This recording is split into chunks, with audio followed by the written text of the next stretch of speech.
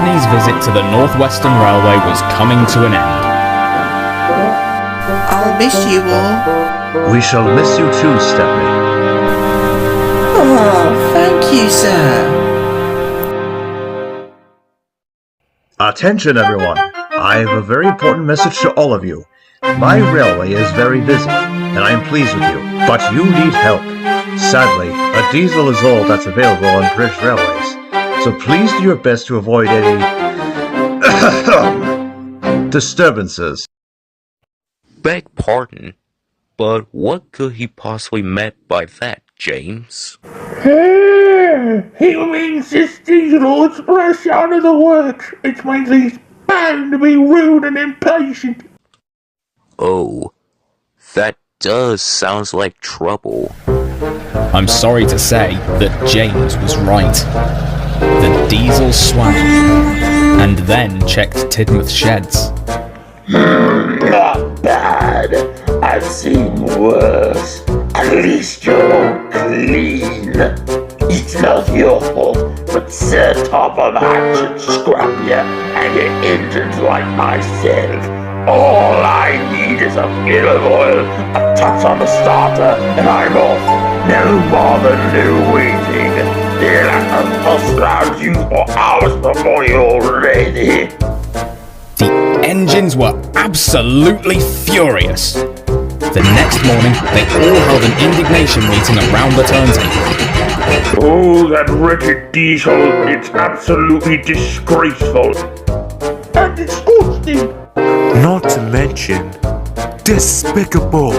Aye, we that diesel's totally us outdated in Scotland. Right, Doogie? Right, Gunny. But that one, it takes the biggest cake ever. We won't stay mute about that behavior here. Aye, but what can we do about it? It's not like a miracle would just appear out of nowhere. Luckily, the miracle came sooner than expected. The diesel was purring peacefully. An inspector arrived from the mainland to see how he was doing. As he was checking the final adjustments, the wind tugged at the inspector's hat. The diesel was ready. Or so he thought. Look at me, old timers. Now I'll show you how it's done. As he rolled proudly towards his coaches, it happened.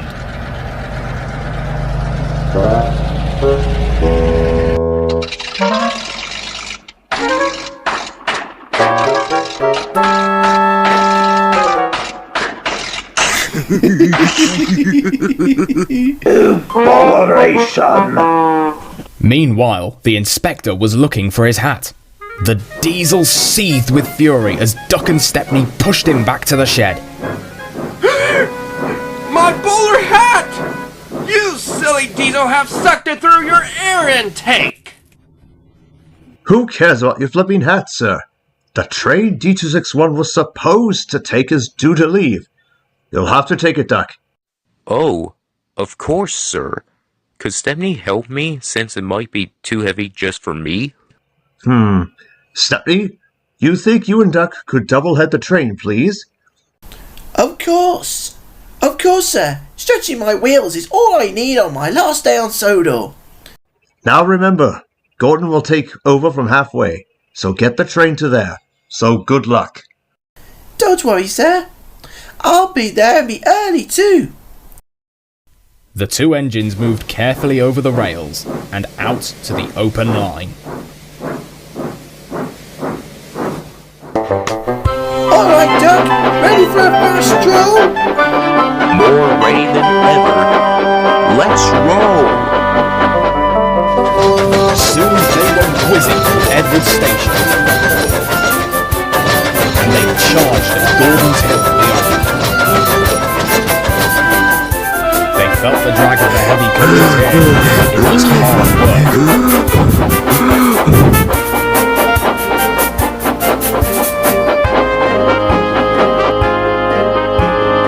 But at last, they were running smoothly along the line toward the big station.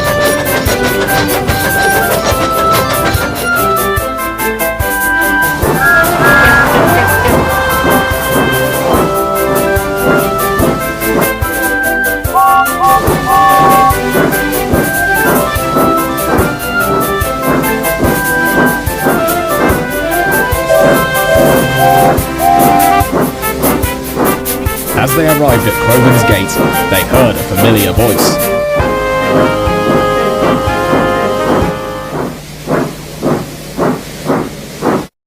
Hello, you're 10 minutes early. That's one in the headlamps for that diesel. Ha! I heard that James says that he's now soaking in the shed miserably. Serves it right, must take we're out the day.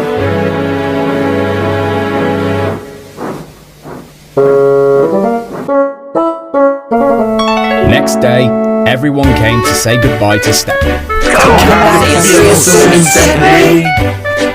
I will, and all of you are invited to the Bluebell Railway anytime. And off he went. But what about Diesel? Well, he'd slipped out when no one was looking. He said goodbye to no one, but he left two things behind. A rather nasty smell, and a battered bowler hat.